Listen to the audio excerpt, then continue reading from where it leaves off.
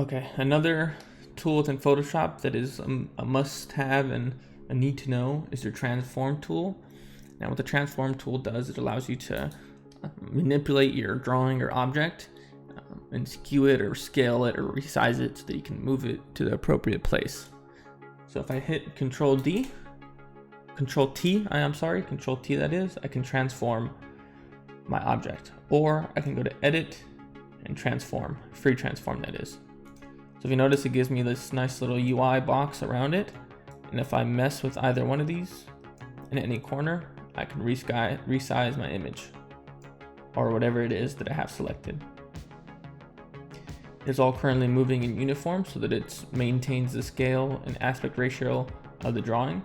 But if I was to hold Alt while I move this, it scales it to the center. I'm sorry, I meant Control while I move this. I can start to skew my perspective of my image, which allows for some pretty interesting things.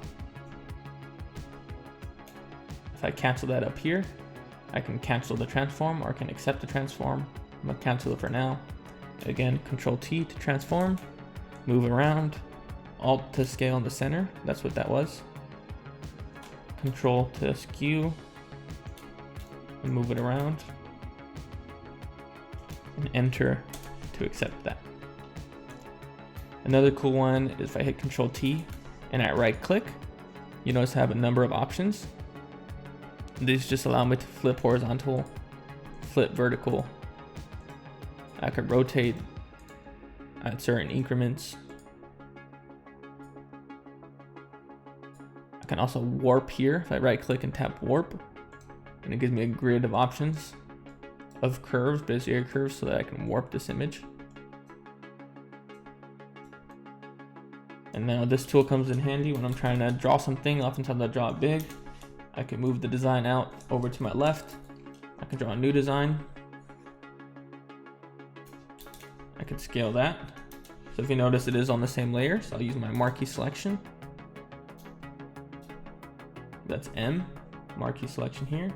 Select that object, Control T, and now I can isolate this object and move it where it needs to be.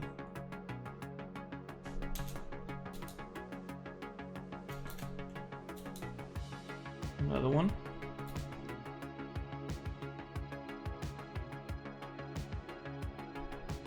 M to select, Control T, scale, move it to the side. And boom. Okay, let's go ahead and move on.